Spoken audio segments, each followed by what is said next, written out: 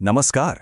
आज हम विष्णु सहस्त्रनाम के पीछे छुपी उस शक्ति की बात करेंगे जो हमें बदल सकती है। मतलब सिर्फ श्लोकों को दोहराने से आगे बढ़कर उसे अपने जीवन में अनुभव कैसे किया जाए। ये पूरी चर्चा एक स्रोत ग्रंथ पर आधारित है जो हमें पाठ से असल अनुभूति तक का रास्ता दिखाता है।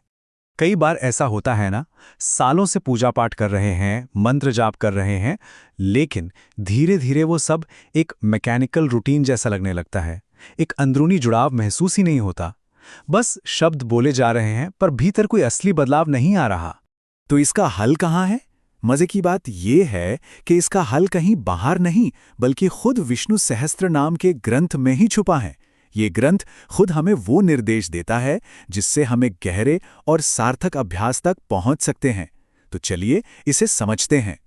तो ये है हमारा आज का सफर। हम सबसे पहले समझेंगे कि सिर्फ रटने से आगे कैसे बढ़ें। फिर विजुअलाइजेशन यानी मन में रूप को देखने की कला सीखेंगे। ये जानेंगे कि ये पूरा संसार ही दिव्य कैसे है। उस एक न बदलने वाली दिव्य शक्ति को पहचानेंगे और आखिर में इन सब से होने वाले असली बदलाव के रास्ते को समझेंगे। तो चलिए सबसे पहले मुद्दे पर आते हैं। हम अक्सर एक आम गलती करते हैं, बिना मन लगाए बस जाप करते रहते हैं। स्रोत हमें बताता है कि इस टेप रिकॉर्डर वाली स्थिति से निकलकर एक लाइव यानी जीवंत सर्किट कैसे बने। जरा सोचिए, एक टेप रिकॉर्डर। आवाज तो बहुत सुंदर निकलती है, पर क्या रिकॉर्डर को कुछ महसूस होता है? नहीं है ना। स्रोत ग्रंथ कहता है कि जब हमारा मन कहीं और भटक रहा हो और हम बस जाप कर रहे हों, तो हम भी उस टेप रिकॉर्डर जैसे ही हैं। 20 मिनट का पाठ भी बेकार चला जाता है क्योंकि अंदर कोई बदलाव ही नहीं हुआ। तो इसका समाधान क्या है? हल है एक कंप्लीट सर्किट बनाना। जैसे बिजली के लिए एक पूरा सर्किट चाहिए, वैसे ही दिव्य ऊर्जा के प्रवाह के लिए भी चाहिए। इसके 3 हिस्से हैं। पहला है मंत्र यानी वो पवित्र नाम जो हम जपते हैं। दूसरा है यंत्र यानी भगवान विष्णु का वो रूप जिसे हम मन में देखते हैं। और तीसरा है तंत्र यानी उस रूप पर ध्यान लगाकर नाम का जाप करना और उसे अपने भीतर सुनना। जब ये तीनों मिल जाते हैं तब जाकर वो सर्किट पूरा होता है और ऊर्जा का प्रवाह शुरू होता है। ठीक है, तो अब जब सर्किट की बात समझ आ गई तो सवाल उठता है कि इसकी शुरुआत कैसे करें। और शुरुआत होती है विजुअलाइजेशन की कला से, यानी अपने मन में, अपने हृदय में उस दिव्य रूप की नींव रखने से। अब ग्रंथ हमें बिल्कुल साफ साफ बताता है कि ये कल्पना करनी कैसे है। हमें भगवान के रूप को अपने मन में लाना है, सिर से लेकर पैरों तक। कल्पना करें कि वो आधिशेष पर खड़े हैं। उनके शरीर का रंग गहरे नीले बादल जैसा है, उनके सुनहरे वस्त्र और आभूषण चमक रहे हैं और उनके 4 हाथों में शंख, चक्र, गदा और कमल हैं। और इस दिव्य रूप को अपने हृदय में स्थापित करना है। क्यों?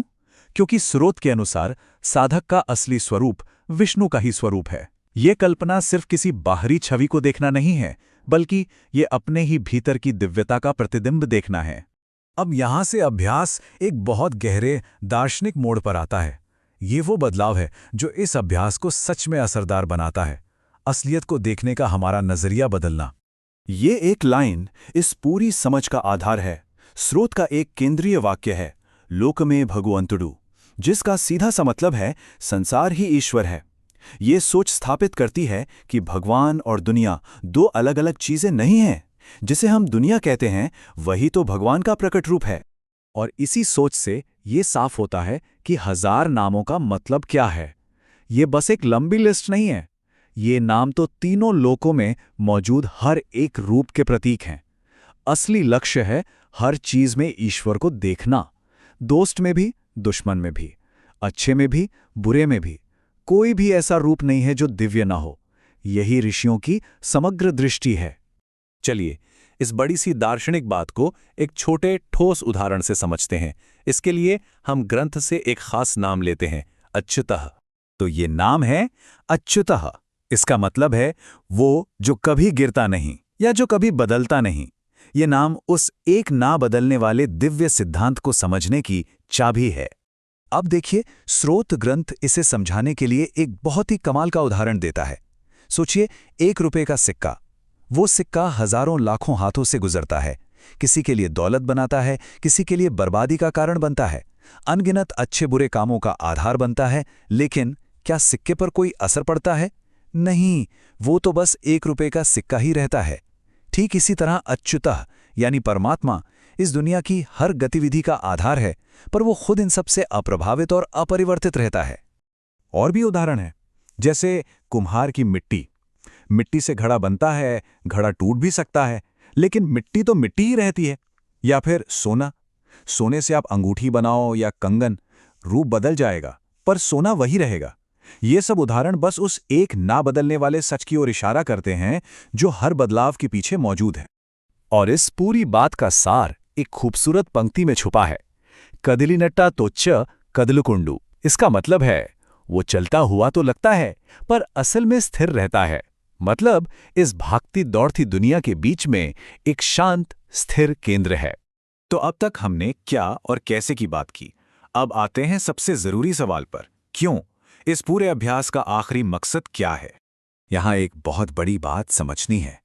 स्रोत इस पर बहुत जोर देता है कि ये साधना, ये पूजा पाठ, ये भगवान पर कोई एहसान नहीं है।